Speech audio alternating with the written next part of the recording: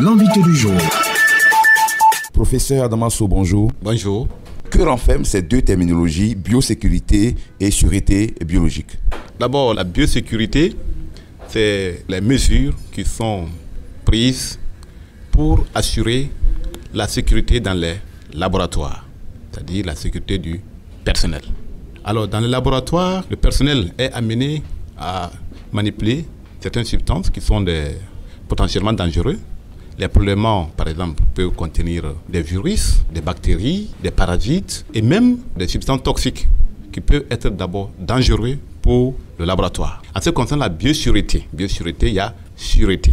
Alors, c'est de faire en sorte que ces pathogènes qui peuvent venir du laboratoire ne représentent pas un danger pour d'autres personnes qui peuvent être à l'extérieur du laboratoire. Prévenir la dissémination de ces pathogènes à l'extérieur pour les humains, pour l'environnement et aussi pour les animaux.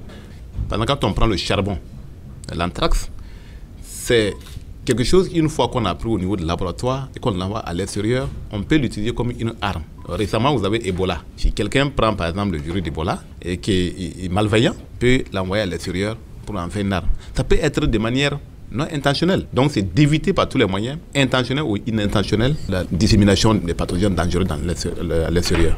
Depuis 2012, on sait que vous avez lancé donc le réseau Lab, qui est le réseau des laboratoires des pays d'Afrique de l'Ouest et d'Afrique centrale. Et depuis lors, quelles sont les avancées en Afrique de l'Ouest et en Afrique centrale? Alors, il faut dire que le réseau Lab, c'est depuis 2007. Et il y a plusieurs formations, renforcement des capacités dont les pays membres du réseau Lab ont bénéficié. D'abord, les formations en technique de laboratoire, mais également en biosécurité.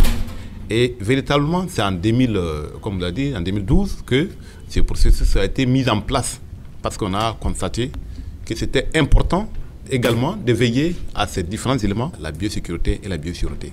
Au départ, ces éléments n'étaient pas pris peut-être en compte par tous les laboratoires. Les gens avaient les basiques, mais de nos jours, tous les laboratoires ont été sensibilisés et en plus avec l'arrivée du bioterrorisme, ces mesures se sont renforcées. L'autre avancée est que pour la plupart de ces laboratoires, en plus de l'information sanitaire, ils ont été équipés par des outils qui permettent donc de faire ces éléments de biosécurité. Mais également des procédures, ce qu'on appelle les procédures standards. Comment détruire une substance dangereuse? Comment gérer les effluents des laboratoires? Et enfin, certains ont reçu des équipements de stérilisation, tels que les autoclaves, et des équipements de destruction des carcasses. Parce que quand on reçoit des carcasses pour les autopsies, comme les poulets et l'influenza aviaire, alors ici, même si le problème n'est pas une zoonose, c'est une maladie qui est commune à l'homme et aux animaux, ça peut être d'origine économique. Pour tout ça, ils ont reçu des incinérateurs qui permettent de brûler donc ces carcasses. Pour terminer, dites-nous, que faut-il donc attendre de cet atelier d'Abidjan qui réunit, je le rappelle, 11 pays d'Afrique de l'Ouest